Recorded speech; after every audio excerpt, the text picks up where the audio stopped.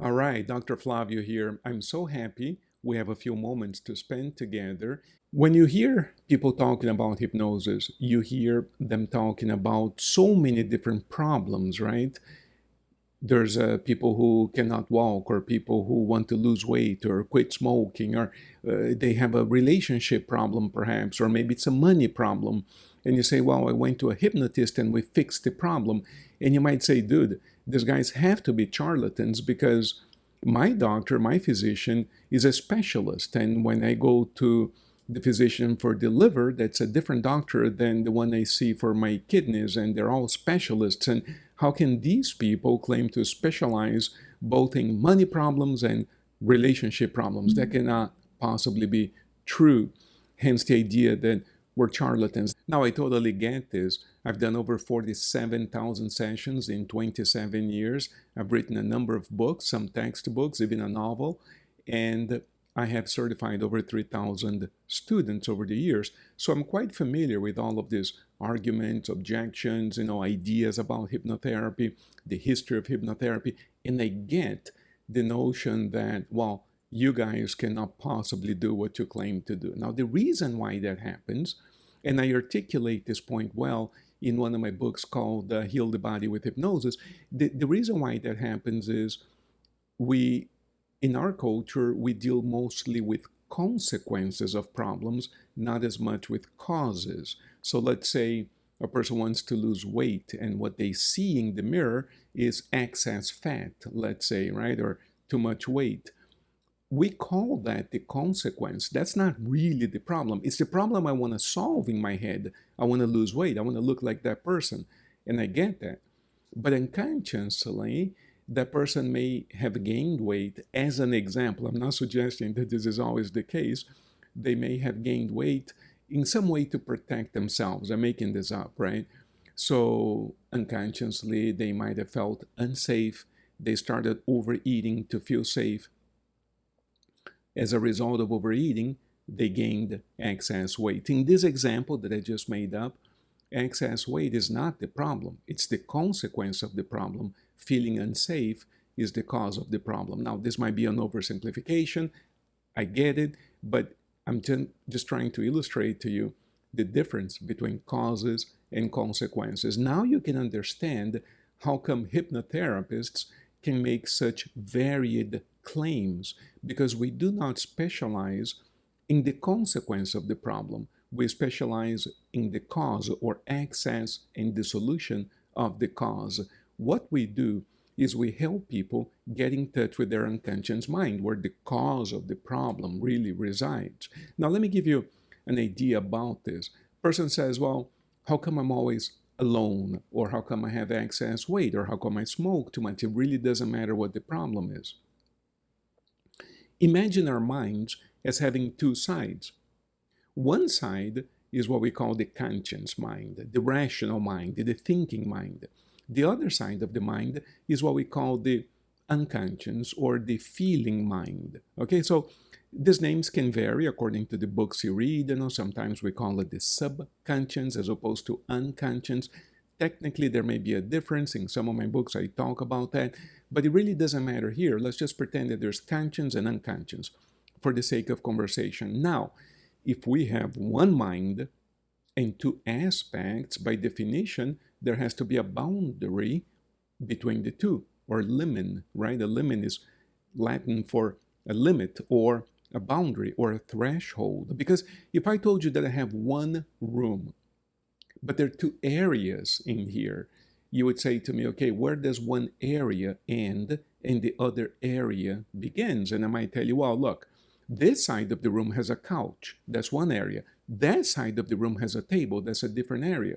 Okay, so somewhere between the couch and the table, there's an imaginary line that divides one room into two areas, right? And they're different purposes, different uses, different furniture, and so forth. The same goes for the mind. We have one mind, but two aspects, or two areas. One area we call it the conscious, the other area we call it the unconscious, and therefore there has to be some sort of division, threshold, or limit that differentiate or separate the two, because otherwise there would be only one big, huge area, all unconscious or all unconscious. So if we claim and if you accept that we have a rational mind and an unconscious mind, and there's only one mind overall, there has to be a barrier of some type between the two.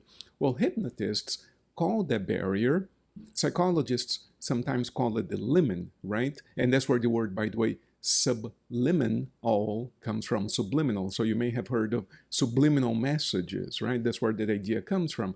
The subliminal message is one that goes into your unconscious without being evaluated by the rational mind. Well, same concept in hypnosis. We call that the critical faculty, the barrier, because it is the part of the mind that questions ideas. So if I were to say to you, go over there and break that wall, you might say to me, why? Why should I do that? That kind of thing. So the part of you that questions ideas is what we call the critical faculty. It criticizes, or it critiques, is a better word, information that comes in. The problem is that over the years, we have become so good at accessing our thoughts and our beliefs, which are conscious, it's all part of the conscious mind, that we develop this circular thinking.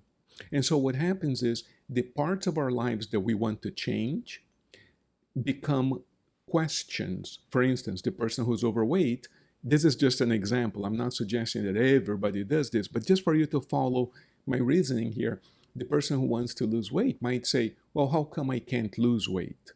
As an example, right? That's a question. That question is coming from the rational mind.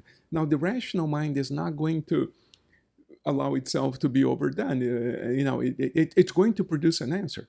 It's going to say, well, you can't lose weight because, you have bad genes, or because your mom's fat, therefore you're fat, or because, the government is for sure putting something bad in the water. That's what's keeping you fat. Whatever, right? I'm just making up these types of explanations. But the point is that depending on your belief system, depending on your culture, depending on your upbringing or your family or education, you're going to produce different kinds of answers to the question. It doesn't mean that all of those answers are necessarily wrong. The thing is that those answers do not lead to the resolution of the problem. If they do, God bless you, you're done. You lost weight, everything is done. But a number of people will experience some type of problem, let's say excess weight, excess smoking, drinking, loneliness, depression, whatever the case might be, they experience some type of problem. They ask themselves, how can I overcome this? And the answers that they get from their minds do not lead to a resolution. I'll give you an example. A woman asks herself, how come I'm alone? The answer is because there are no good men out there. A man will ask, how come I'm alone? The answer will be in his mind, because all the good women are taken. That kind of mechanics, right? Do you understand what I'm saying? I'm not suggesting that those questions and those answers occur to you. I'm just illustrating the fact that when we have a problem, we automatically ask ourselves a question, and the rational part of the mind produces an answer. So, in the example of the lonely woman who says, how come I'm alone? And the answer in her mind in this example is, because there are no good men out there. In this example, notice what happens with that answer. It does not lead her to resolve the original problem. Well, since there are no good men out there, I might as well stay alone. In fact, it is better to be alone than in poor company, and on and on and on. The rational mind will produce a number of consequent explanations to keep us stuck where we're at. How come I don't have enough money? Well, the economy is bad, of course. How come I don't have enough money? Well, of course, the president, the administration, whatever the answer is, right? And so that keeps us stuck. And if I believe the problem is with the administration, I keep on looking for news that support that idea. Oh, this particular administration is doing this or that, which is keeping me poor. I keep on looking, and so we call this confirmation bias.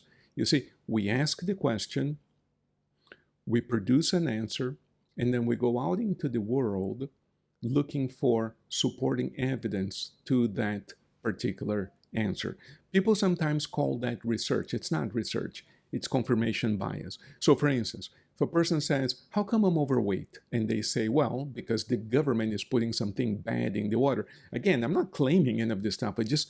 I'm just giving you an example of some wild answers, and you might believe that's true or not true. I don't know. I'm not claiming any of this. I'm simply explaining the mechanics of the mind.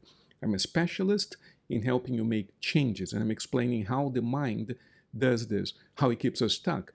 And so, say, okay, how come I'm overweight? Well, the government's putting something bad in the water. So now I Google it. Okay, does the government put it? And then I start finding all the stuff that people find in the water. Then I start doing research on those kinds of chemicals. And next thing you know, I'm an expert on all the bad things that are in the water that keep people fat. We call that confirmation bias. I started out with the notion that there's something bad in the water that keeps me fat, and I confirmed what I thought. And nothing wrong with the research if it keeps you happy. But the problem is that that person, in this example, right?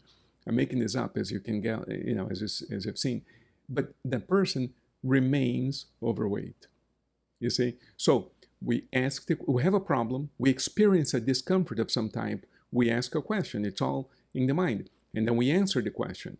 We do some quote unquote research, we Google stuff, confirmation bias. And at the end of the day, or at the end of the week, or at the end of the month, at the end of the year, or in some cases at the end of our lives, the problem is still there. And we say, you see, I told you, I knew it. It is the government's fault. It is my neighbors. It is my parents. It is my ex-spouse. It is so-and-so or such and such. Or maybe the aliens, or maybe the man on the moon. I don't know. Well, what hypnotists do, and this, by the way, is why sometimes they're not very popular, right? What we help people do is bypass all of that. It's all in your head, all in your mind. So when people say, well, I'm going crazy, it's all in my head. Yeah, it's all in your head. In your unconscious mind. We help you bypass the critical faculty, the rational mind. We call this hypnosis. You bypass all of that. And as an example, I start off with the question, well, I'm overweight. And I say, okay, what do you want to achieve? Well, I want to be fit and trim. All right, that's your goal. So now we have point A and point B. I don't need anything else. I don't need the story behind it. I don't need to know what your mother thinks. I don't need to know if you're toilet trained. We don't need any of that stuff. We don't even need to lay you down on a recliner. We don't need any of this. And I smiled because the other day I was doing a lecture and I was talking about hypnosis. A public lecture, a bunch of people there, people I don't know, right? And this woman was asking me about it and how people go into hypnosis, this, and whether you need a special room and all that kind of thing. I said, well, would you like to experience what hypnosis feels like? This is a person I had never met before in front of a lecture hall, and she says, yes, I would. I said, okay, come over here. She was sitting down at a chair. She comes up to me, standing on stage, and I hypnotize her. She has a massive experience standing on stage. According to her, transformed a portion of her life. It was all recorded. I don't even know who. I don't keep track of the stuff, but people record these things and stuff, right? Massive experience standing on stage. Now, this is not optimum environment for therapy with the subdued lighting and maybe soft mute. None of this is necessary, by the way. It's nice to have it, but none of it is necessary to bypass your critical faculty and get in touch with the portion of your mind that has answers. In one of my books, I tell this story. I was at a party once, mega party, a pool party at night, gorgeous place, right? This club, a huge pool, blue water, with the lights, blue lights, so the blue hue of the pool reflected on all the tables and all the people. It's just this gorgeous place, an upscale dinner, a live music playing, everybody's happy, talking. So I'm sitting there, I look toward my right, there is a woman who is obviously in pain. I asked her what was wrong. She told me she was miserably in pain, suffering, because her tooth was hurting and, it was a Saturday evening, her dentist wasn't answering the phone, that kind of thing. I said, look, I'm a hypnotist. If you'd like, I can hypnotize you and help you overcome the perception of pain. This is very important wording here. You will still have to go to your dentist on Monday morning, see what's going on, but you can at least enjoy the party and enjoy your Sunday. The perception of pain is modulated by the mind. The brain does this. The brain produces chemicals, endorphins and stuff that modulate the perception of pain. Birthing women sometimes, in other words, all kinds of people, soldiers in the battlefield, under certain emotional conditions, we don't feel pain. Athletes sometimes dislocate a shoulder on the field. They don't feel anything until afterwards when they cool down. And the reason why the body does that is to give us a survival advantage, right? So if I'm fighting a tiger for my survival, if I'm feeling painful and I have to retreat, I may lose the fight and become dinner myself, right? But if I don't feel the pain, I can continue charging ahead, and that might come from me survival advantage. And that's why the body does that. The brain does all of this. Well, hypnotists learned a long time ago how to not take advantage, but how to use that same mechanism through the power of suggestion loaded into the unconscious mind and help people overcome the perception of pain. This works every time. So this woman says, sure, she has nothing to lose, right? Because she's in pain, she's at the party, she doesn't want to go home. I hypnotize right there. The band is playing, people are walking by, people are eating, telling jokes, screaming, dancing. In other words, we don't need a recliner on a quiet office, right? This is like a very noisy environment, quite noisy actually, band playing loud music and that kind of thing. She opens up her eyes a few minutes after we've been doing this and says, I'm feeling odd. She says, I'm feeling odd. I'm feeling strange, And that's normal, right? Because she just relaxed quite a bit in an environment that she didn't think she could. And she accepted a few suggestions. I said, oh, that's normal, whatever, continue eating my dinner. But I'm kind of keeping an eye on her, right, to see what, after all, it is hypnotized her. It's my responsibility, keeping an eye on her. Next thing you know, she begins to ask me questions. And a few minutes later, she's engaging in conversation with all kinds of people. Next thing you know, I'm watching her. She's dancing over there. In other words, she was no longer in pain. So after a while, I went up to her and I says, how are you feeling? She goes, I'm feeling great. I said, okay, here's my number. Let's talk on Monday after you see your dentist. So we speak on the phone on Monday. She says, dude, life is funny. She went to see her dentist and she would look at her teeth in the mirror and see nothing wrong. She didn't see a big cavity. She couldn't figure out why it was hurting so bad. She had been eating popcorn a few days earlier and a little corn husk had gotten lodged between one of the tooth and the gum, and it kind of cut the gum, but she couldn't see it because it was below the gum line. And it was evidently becoming a little inflamed there, but when she went to the dentist, of course, they have that huge light and they know what to look for, and he found a little thing and the gums healed and she was perfectly fine. The tooth was fine, by the way, but during the experience, it gave her a lot of pain. I didn't take the corn husk away from her tooth. I didn't even know what the problem was. Maybe she needed a root canal. I didn't know what the problem was. I'm not a dentist, right? But I do know how to help her mind focus on bypass the critical faculty, focus on the unconscious portion, and through the appropriate suggestion, stimulate the part of her brain that creates the perception that pain has been decreased. Just like we all have the mechanism built into our bodies, right? Okay, so what I'm explaining to you is that there's one mind, two portions, conscious, unconscious.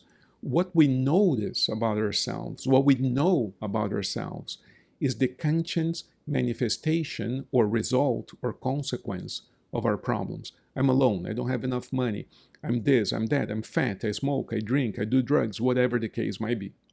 That's what we know. And then we say, okay, but I want to change that.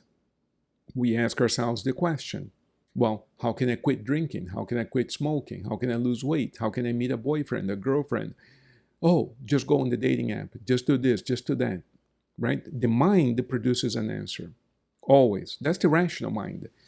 And we tried that for a while. It doesn't work. Why does it not work? It doesn't work. Well, sometimes it does, and when it does, fine. I don't see that person. But when it doesn't work, it is because there's an active cause at the level of the unconscious that hasn't been addressed. Okay. This is why people say that they begin a new routine that according to the book, according to the seminar they went to, according to the guru that they went to see, that routine should work for them. It's like saying, well, you want to lose weight? Eat less and exercise more. Who in our day and age has not heard that if you want to lose weight, all you have to do is eat less and exercise more? Do you honestly know someone who says, wait, I'm obese, but I didn't know that overeating and under moving or being less than optimally active creates obesity? I had no idea. I thought I could eat all day long and be very skinny. Do you honestly know of someone who legitimately thinks that? Nobody does. We're in 2000, we're in the 21st century. Everybody knows that. So then how come, if you look at the statistics, the country as a whole is more and more obese every year? It's not for lack of knowledge. And so what the mind does is it says, well, but if you eat this instead of that, if you do this instead of that, and it keeps on going around in circles. You might lose a pound or two this week, but then it comes back. You say, why? Because there's an active unconscious cause to the excess weight. That's what we do. We help you bypass the critical faculty, get into the unconscious, what's going on. The answers come all from you, and so do the solutions. So if the person says, well, I gained weight to protect myself, whatever the case might be, then the following question from your friendly neighborhood hypnotist would be, okay, how do we fix that? Because we don't know. We're not a specialist in your life. We're a specialist in helping you bypass your critical faculty and come up with answers that work for you. The key here is this. The key is in the results. You see, if I give you 20 things to do to lose weight, and you do all 20 and don't lose weight, it's not that those 20 things are wrong, it's that we haven't hit the right cause yet. We haven't turned the right screw yet, right? But if the person goes into their unconscious, they fix some type of feeling that they had, and as a result, they end up losing weight. Not magically, but what happens in the case of weight loss, by the way, is that when we fix whatever is going on in our unconscious, we end up naturally eating less and exercising more, naturally walking more, whatever, with the consequence that we naturally, physically end up losing weight over time. So it's not magic. It's not like liposuction that we suck the weight out with hypnosis. It doesn't work that way. So it works by natural means. So if you want to achieve an objective in your life, now is the time to do so. Before the end of the year, you can have a brand new life. Whatever has been bothering you for so long, you can address and fix right now. We can do this right now. Blessings to all of you. I'm so happy to be here with you. Have a fantastic day.